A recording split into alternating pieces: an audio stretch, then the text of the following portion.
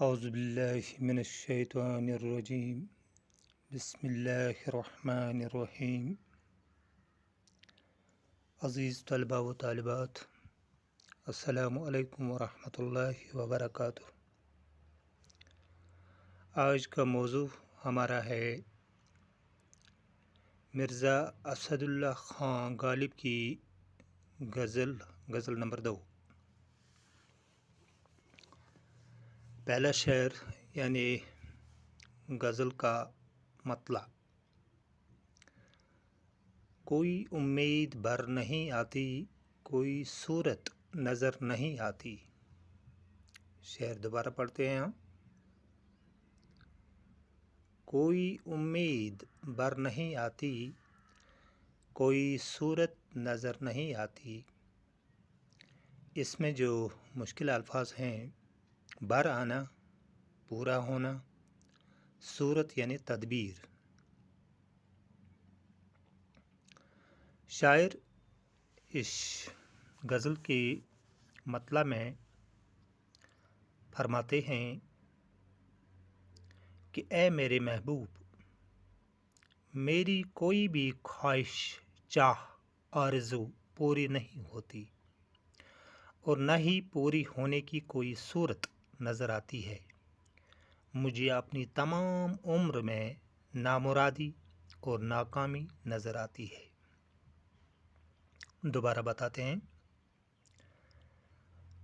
کوئی امید بر نہیں آتی، کوئی صورت نظر نہیں آتی۔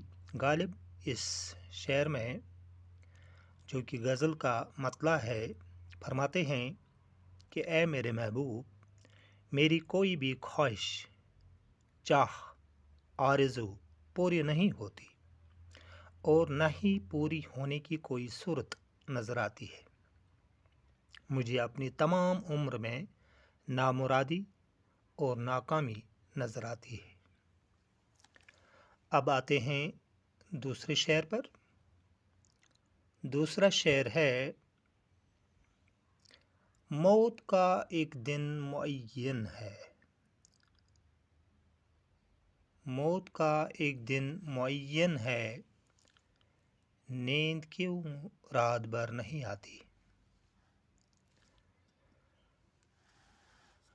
اس میں جو مشکل لفظ ہے وہ ہے معین۔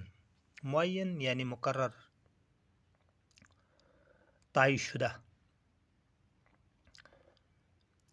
موت کا ایک دن معین ہے، موتش اکھ دۄہ مقرر، نیند کیوں رات بھر نہیں آتی۔ تہٕ تیٚلہِ کیٛازِ چھَنہٕ راتس نیندر یِوان کینٛہہ اَمہِ فکرِ سۭتۍ۔ تشریح پر آتے ہیں۔ غالب اس شعر میں فرماتے ہیں کہ اگر موت اٹل ہے اور اپنے وقت مقررہ پر آئے گی، پھر موت کے خوف سے نیند کیوں نہیں آتی۔ موت آنی ہے، آئے گی ایک دن، ایسی باتوں سے گھبرانا نہیں۔ دوبارہ بتاتے ہیں، غالب فرماتے ہیں کہ اگر موت اٹل ہے اور اپنے مقررہ وقت پر آئے گی، پھر موت کے خوف سے نیند کیوں نہیں آتی۔ موت آنی ہے، آئے گی ایک دن، ایسی باتوں سے گھبرانا کیوں۔ یہ تھا دوسرا شعر۔ اب آتے ہیں تیسرے شعر پر۔ تیسرا شعر ہے، آگے آتی تھی حال دل پر ہنسی، آگے آتی تھی حال دل پر ہنسی، اب کسی بات پر نہیں آتی۔ اس میں جو لفظ آگے ہے، آگے سے مراد یعنی پہلے۔ شاعر مرزا اسد اللہ خان فرماتے ہیں کہ پہلے پہل ہمیں اپنے حالت زار پر ہنسی آتی تھی، اب اداسی اور مایوسی इस कदर बढ़ गई है कि मैंने हंसना ही छोड़ दिया है। ये मजनूनियत और दीवानगी का आखिरी मरहला है, इसलिए हंसी नहीं आती। दोबारा तशरीह पर आते हैं। आगे आती थी हाल दिल पर हंसी, अब किसी बात पर नहीं आती। शायर फरमाते हैं कि पहले पहल हमें अपने हालत ज़ार पर हंसी आती थी, अब उदासी और मायूसी इस कदर बढ़ गई है कि मैंने हंसना ही छोड़ दिया। ये मजनूनियत और दीवानगी का आखिरी मरहला है, इसलिए हंसी नहीं आती। अब आते हैं चौथे शेर पर। चौथा शेर है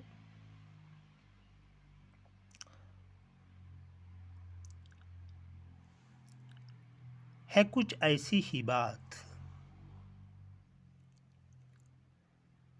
है कुछ ऐसी ही बात जो चुप हूँ, वरन क्या बात कर नहीं आती। कर यानी करनी, मुश्किल लफ्ज़ इसमें है कुछ ऐसी ही बात जो चुप हूँ, वरन क्या बात कर नहीं आती। शायर इस शेर में फरमाते हैं कि मेरे चुप रहने की कोई ख़ास वजह है जो मैं इजहार नहीं कर पाता, इसलिए मैंने अपना मुंह बंद रखा है, वरन मुझे भी बात करना खूब आता है।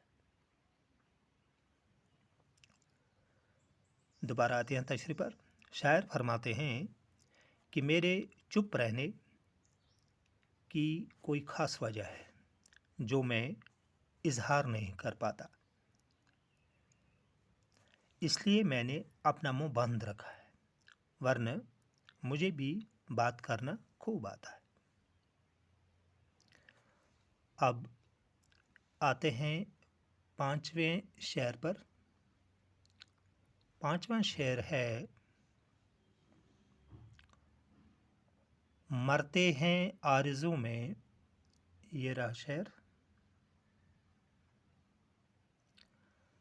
मरते हैं आरज़ू में मरने की, मौत आती है पर नहीं आती। आरज़ू यानी तमन्ना।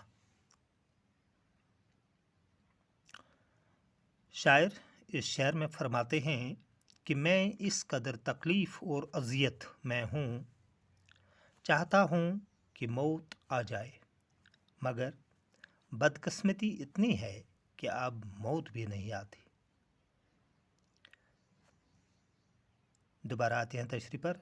शायर मिर्ज़ा असदुल्ला ख़ां फरमाते हैं कि मैं इस कदर तकलीफ़ में हूँ, अपने आप से मुखातिब है। फरमाते हैं कि मैं इस कदर तकलीफ़ और अज़ियत में हूँ, चाहता हूँ कि मौत आ जाए, मगर बदकिस्मती इतनी है कि अब मौत भी नहीं आती। छठे शेर पर आते हैं। अब छठा शेर है काबा किस मुँह से जाओगे गालिब, काबा किस मुँह से जाओगे गालिब, शर्म तुमको मगर नहीं आती। यहाँ इस गज़ल के मक़ता में शायर फरमाते हैं कि गालिब अपने आप से मुखातिब होकर फरमाते हैं कि पूरी उम्र मैंने गुनाहों में गुजारी, कभी कोई नेक काम नहीं किया है। अब काबा शरीफ किस मुँह से जाऊँगा, हज करने किस मुँह से जाऊँगा, तो मुझे शर्म के मारे चिल्लो भर पानी में डूब मरना चाहिए। बैतुल्लाह शरीफ तो वही जाते हैं जिन्होंने ज़िंदगी में नेक एमाल किए हों, लेकिन मैंने सिर्फ गुनाह ही गुनाह किए हैं। दोबारा आते हैं तशरीह पर। काबा किस मुँह से जाओगे गालिब, शर्म तुमको मगर नहीं आती। गालिब अपने आप से मुखातिब होकर फरमाते हैं कि पूरी उम्र मैंने गुनाहों में गुजारी, कभी कोई नेक काम नहीं किया है। अब काबा शरीफ यानी बैतुल्लाह शरीफ मैं किस मुँह से जाऊंगा, मुझे तो शर्म के मारे चलो भर पानी में डूब मरना चाहिए। बैतुल्लाह शरीफ तो वही लोग जाते हैं जिन्होंने ज़िंदगी में अच्छे काम किए हों, नेक अमाल किए हों। ये था आज का सबक। उम्मीद है कि आपको ये वीडियो समझ आया होगा। दीजिए इजाज़त।